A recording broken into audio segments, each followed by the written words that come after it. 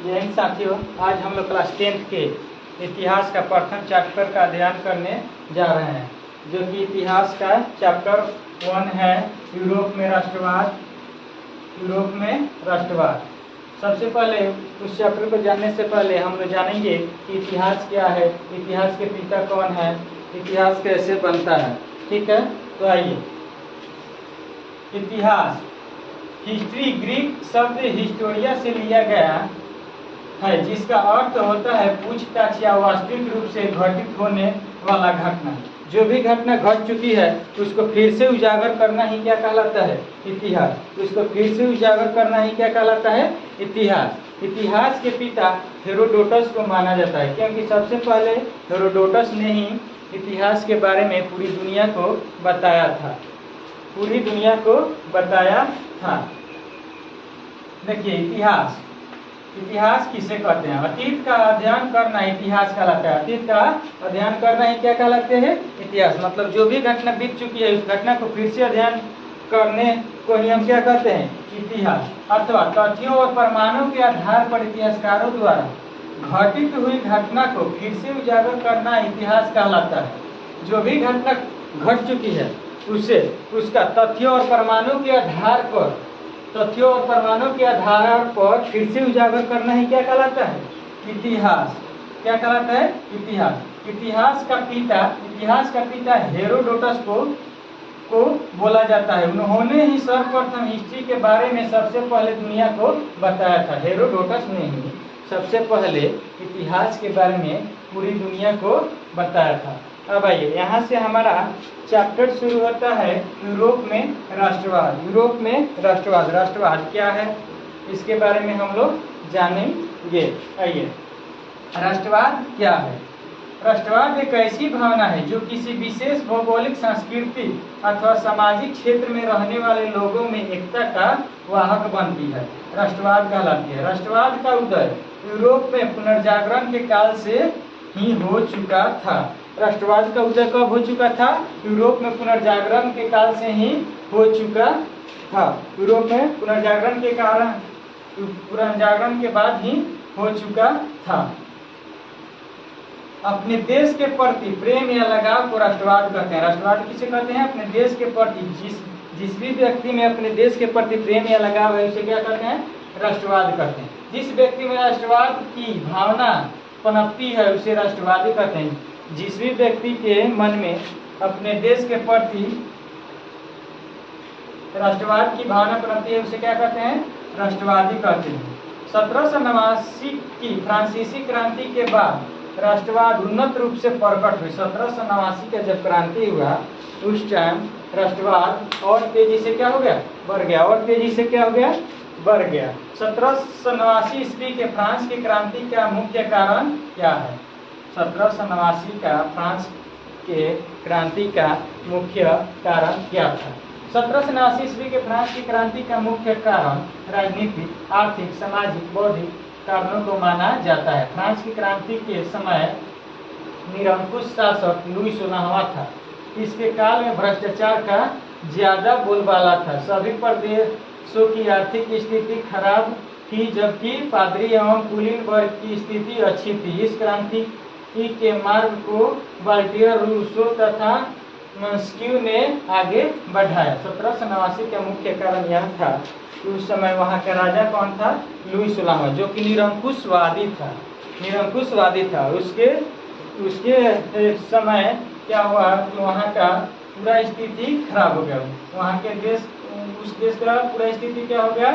खराब हो गया। पूरा भ्रष्टाचार फैल गया, जिसके कारण वहाँ क्या हो गया? 1789 में विद्रोह हो गया। क्या हो गया? विद्रोह हो गया।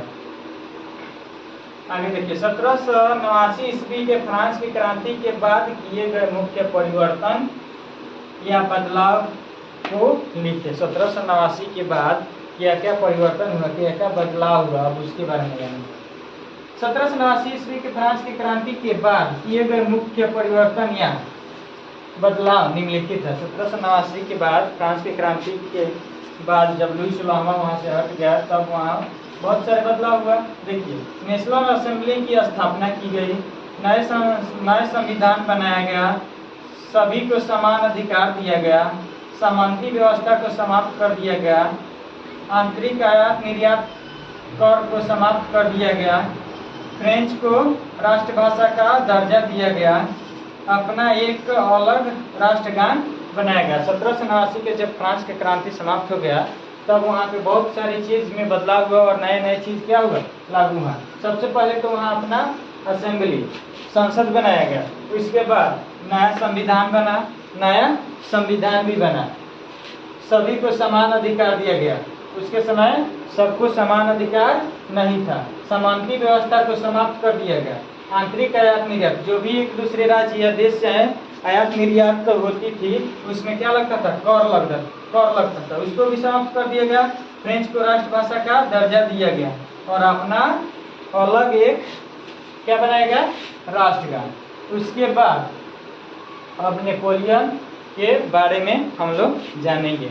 नेपोलियन के बारे में, नेपोलियन दी बोनापार्ट का जन्म 5 अगस्त 1769 ईस्वी को हुआ। उसका मृत्यु 5 मई 1821 ईस्वी को हुआ।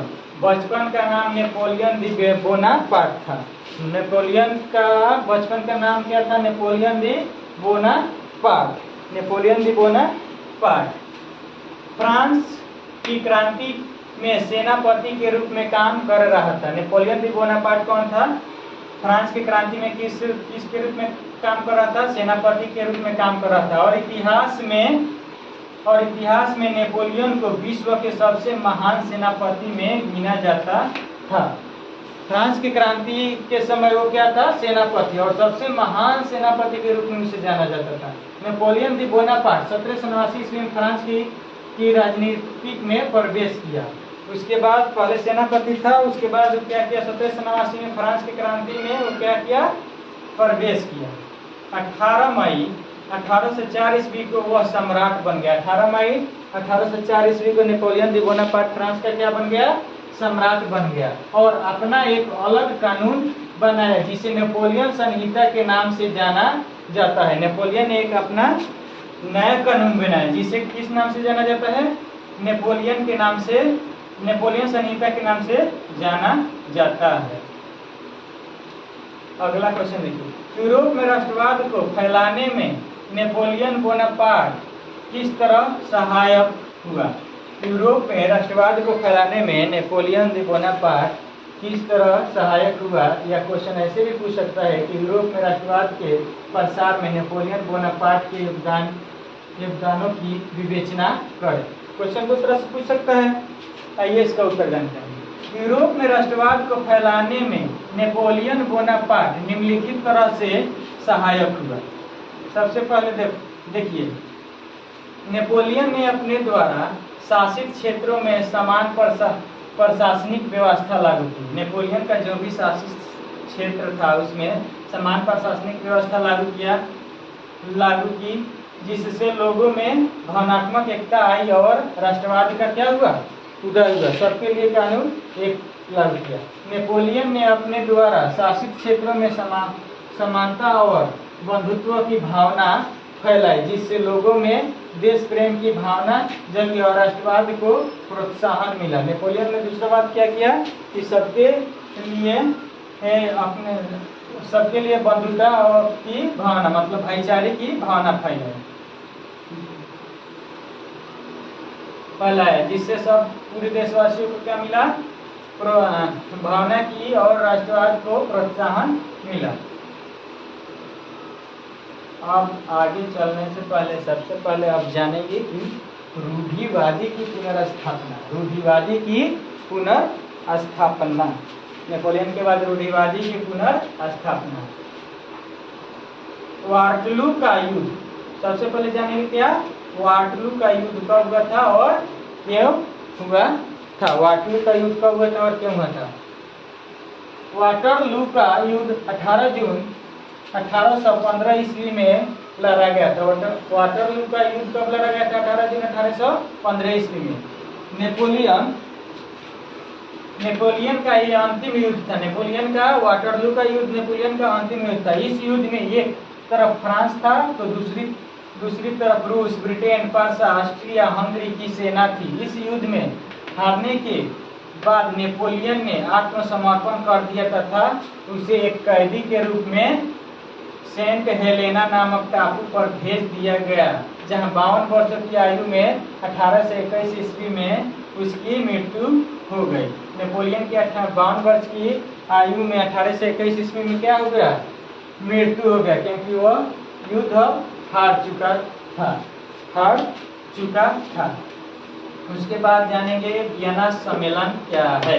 वियना सम्मेलन क्या है?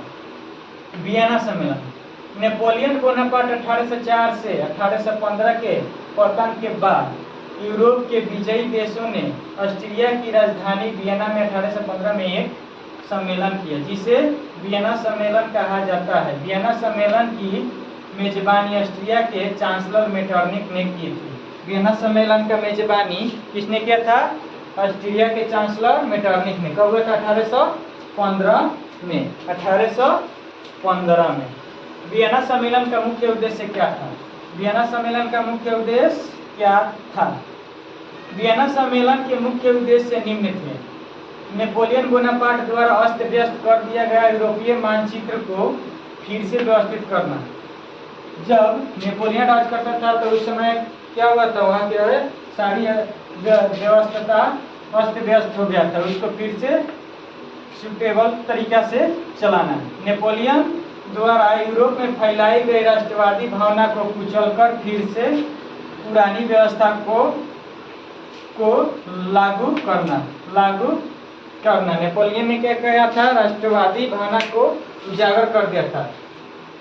फिर से यहाँ क्या हो गया? उसको दबाना शुरू हो गया। इस प्रकार वियना सम्मेलन के बाद यूरोप में नेपोलियन युग 1804 से 1815 का अंत हो गया और मेटरनिक 1815 से 1848 की शुरू हुई। इसके बाद कौन आया?